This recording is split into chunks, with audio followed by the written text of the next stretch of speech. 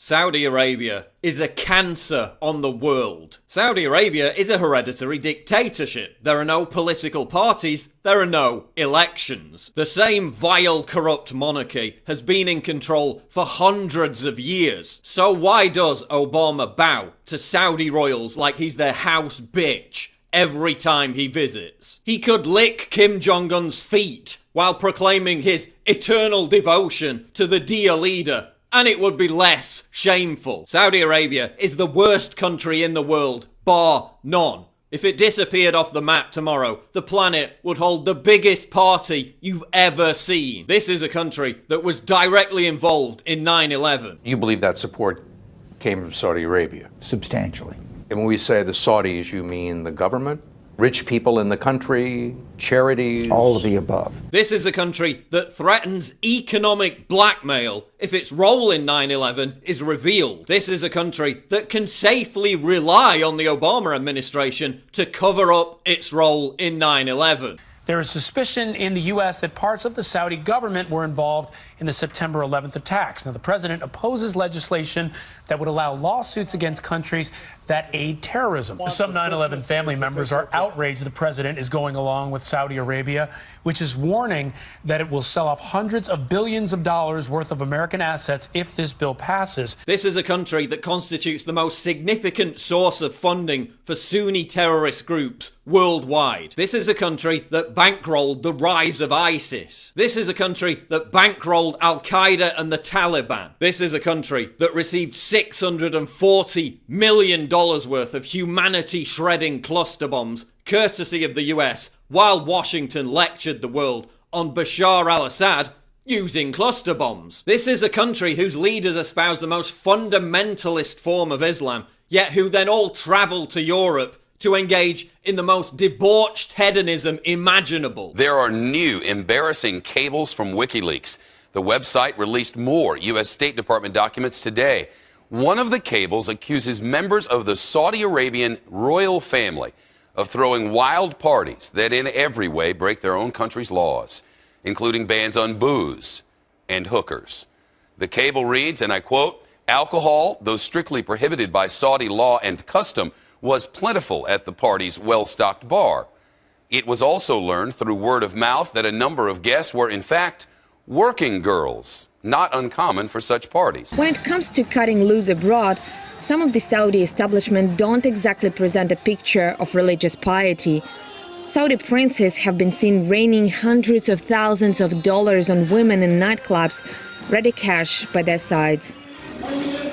While ordering the execution of gay people, these same rulers then travel to London to take part in gay orgies. They're total fucking hypocrites. This is a country that treats female drivers as terrorists. Manal al-Sharif was arrested by Saudi Arabia's religious police for driving in 2011. Many powerful Islamic clerics are against it. One of them recently appeared on TV and claimed that driving would harm women's ovaries. This is a country that, according to Human Rights Watch, carries out systematic discrimination against women and religious minorities. This is a country that enforces Sharia law, the most draconian, barbarous legal system that man has ever devised. According to Sharia law found in the Quran, there are three major criminal categories for which capital punishment can be imposed. The first is based on specific crimes and punishments found in the Quran called hudud, and considered crimes against God. This includes adultery, converting to another religion, and homosexual behavior. Murder is not included in this category and is instead seen as a personal dispute. This is a country that lectures Europe about not taking in enough Syrian refugees, while itself taking in precisely 0 Syrian refugees, even though they have 100,000 air-conditioned tents sitting empty for most of the year that could house 3 million migrants. Instead of importing refugees who share a similar culture, the Saudis are exporting extremist Wahhabism by offering to build 200 mosques in Germany, as well as hundreds more throughout Europe and the US. This is a country that just carried out its highest number of beheadings in 2 decades. This is a country that treats anyone who calls for its reform as a terrorist and kills them. while arming and funding actual terrorists. This is a country whose security forces open fire on and massacre anti-war protesters. This is a country that helps its ally, Bahrain, another despotic hellhole, by sending in its military to brutally crush protests. Nothing good ever came out of Saudi Arabia. What did Saudi Arabia ever give to the world? The most intolerant, hateful belief system ever.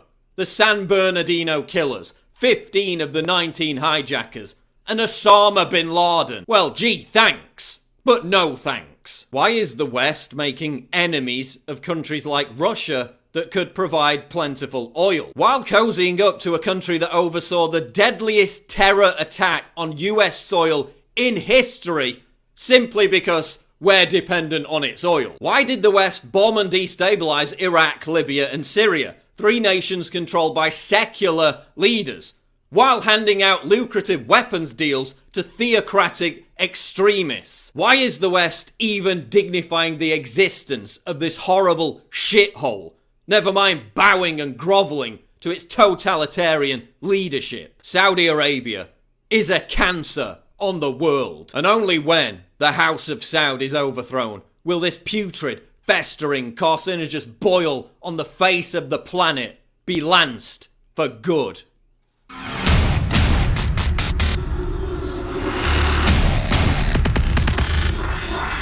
Wow.